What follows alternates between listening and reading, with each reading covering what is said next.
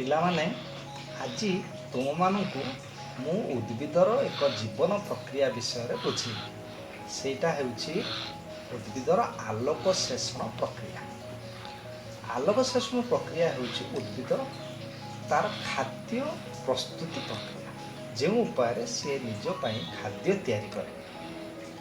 ଏହି ପ୍ରକ୍ରିୟାରେ ଉଦ୍ଭିଦ ସୂର୍ଯ୍ୟାଲୋକର ଉପସ୍ଥିତିରେ ବାୟୁମଣ୍ଡଳରୁ ଅଙ୍ଗାରକାମ୍ଳ ଗ୍ରହଣ କରେ ଏବଂ ମାଟିରୁ ଜଳ ନେଇ ତାର ପତ୍ରର ସବୁଜ କଣାରେ ଶ୍ୱେତସାର ଜାତୀୟ ଖାଦ୍ୟ ପ୍ରସ୍ତୁତ କରିଥାଏ।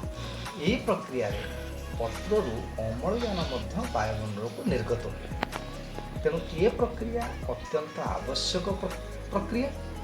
ଏହାଦ୍ୱାରା ସମଗ୍ର ପ୍ରାଣୀ ଜଗତ ଖାଦ୍ୟ ପାଇଥାନ୍ତି ଏବଂ ଅମ୍ଳଜାନ ପାଇଥାନ୍ତି, ବାୟୁମଣ୍ଡଳ ଶୁଦ୍ଧ ହୁଏ।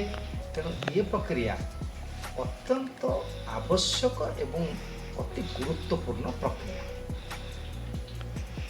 ତୁମେମାନେ ସମସ୍ତେ ଜାଣିଛ ଯେ ଉଦ୍ଭିଦର ଚେର ମାଟିରୁ ଜଳ ସଂଗ୍ରହ କରେ ଏବଂ ପତ୍ରରେ ଥିବା ସବୁଜ କଣା ଥିବା ଯୋଗୁଁ ଏହି ପ୍ରକ୍ରିୟା ହୋଇପାରୁଛି।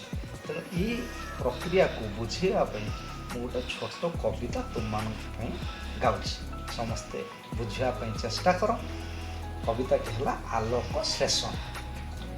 ସବୁଜ ପତ୍ରରେ ସବୁଜ କଣାରେ ସୂର୍ଯ୍ୟାଲୋକ ଯେବେ ପଡ଼େ, ଖାଦ୍ୟ ତିଆରି ହୁଏ ସେହିଠାରେ ଗଛ ଅମ୍ଳଜାନ ଛାଡ଼େ।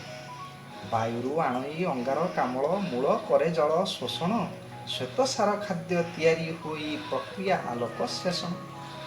ଜଳ ଅଙ୍ଗାରକ ସଂଯୋଗ ହୁଏ ସେତୁ ଶ୍ୱେତସାର, ସବୁଜ କଣାରେ ଜଳ ଅଣୁ ଭାଙ୍ଗି ଅମ୍ଳଜାନ ଯେ ବାହାର। ଏ ପ୍ରକ୍ରିୟା ଅତି ଆବଶ୍ୟକ ଅଟେ, ଖାଦ୍ୟ ତିଆରି ହୁଏ ସୂରୁଜର ତାପ ଆଲୋକ ଶକ୍ତି ରାସାୟନିକ ଶକ୍ତି ହୁଏ। ଶକ୍ତିର ଏହି ରୂପାନ୍ତର ଯୋଗୁଁ ବଞ୍ଚିଛନ୍ତି ଜୀବ ଜଗତ, ଆଲୋକ ଶୋଷଣରୁ ଖାଦ୍ୟ ପାଇଥାନ୍ତି ଦୁନିଆର ପ୍ରାଣୀ ସବୁତ। ସବୁଜ ଉଦ୍ଭିଦ ଉତ୍ପାଦକ ତେଣୁ ଭକ୍ଷକ ସଭିଏଁ ପ୍ରାଣୀ, ମହତ୍ତ୍ୱପୂର୍ଣ୍ଣ ଜୀବନ ପ୍ରକ୍ରିୟା ଆଲୋକ ଶୋଷଣ ଜାଣି। ଏ ପ୍ରକ୍ରିୟା ଯୋଗୁଁ ଅଙ୍ଗାର କମି ବାୟୁରୁ ଅମ୍ଳଜାନ ବଢ଼ିଥାଏ, ଅଙ୍ଗାରକ ତଥା ଅମ୍ଳଜାନ ଚକ୍ର ତା ଯୋଗୁଁ ସମ୍ଭବ ହୁଏ। ସବୁଜ ଉଦ୍ଭିଦ ପାଇଁ ତ ସମ୍ଭବ ହୋଇଛି ଏହି ପ୍ରକ୍ରିୟା, ଆଲୋକ ଶୋଷଣ ବଞ୍ଚାଇ ରଖିଛି ଆମ ଏ ସାରା ଦୁନିଆ। ତେଣୁ ଆଲୋକ ଶୋଷଣ ପ୍ରକ୍ରିୟା ଏକ ଅତି ଗୁରୁତ୍ୱପୂର୍ଣ୍ଣ ଆବଶ୍ୟକ ପ୍ରକ୍ରିୟା। ଏ ପ୍ରକ୍ରିୟାରେ ସବୁଜ ଉଦ୍ଭିଦ ଉତ୍ପାଦକ ବୋଲି କୁହାଯାଏ। କାହିଁକି ନା ସେମାନେ ସୂର୍ଯ୍ୟର ତାପ ଓ ଆଲୋକ ଶକ୍ତିକୁ ରୂପାନ୍ତରିତ କରି ଖାଦ୍ୟ ଉତ୍ପାଦନ କରିଥାନ୍ତି। ତେଣୁ ସବୁଜ ଉଦ୍ଭିଦକୁ ରୂପାନ୍ତରକ ବୋଲି କୁହାଯାଏ, କାହିଁକିନା ତାପ ଆଲୋକ ଶକ୍ତିକୁ ସେ ରାସାୟନିକ ଶକ୍ତି ବା ଖାଦ୍ୟରେ ପରିଣତ କରୁଛି ଏବଂ ଖାଦ୍ୟ ଉତ୍ପାଦନ କରୁଥିବାରୁ ସବୁଜ ଉଦ୍ଭିଦକୁ ଉତ୍ପାଦକ ବୋଲି ମଧ୍ୟ କୁହାଯାଏ। ଆଉ ପ୍ରାଣୀମାନେ ସେହି ଖାଦ୍ୟ ଖାଇ ବଞ୍ଚୁଥିବାରୁ ସେମାନଙ୍କୁ ଭକ୍ଷକ ବୋଲି କୁହାଯାଏ।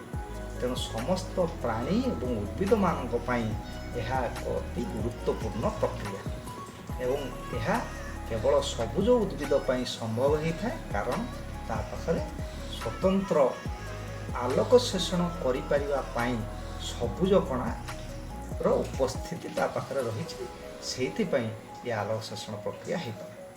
ତେବେ ପିଲାମାନେ ଆଜି ଏତିକି।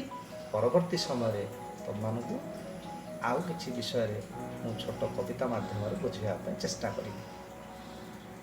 ଜୟ ହିନ୍ଦ।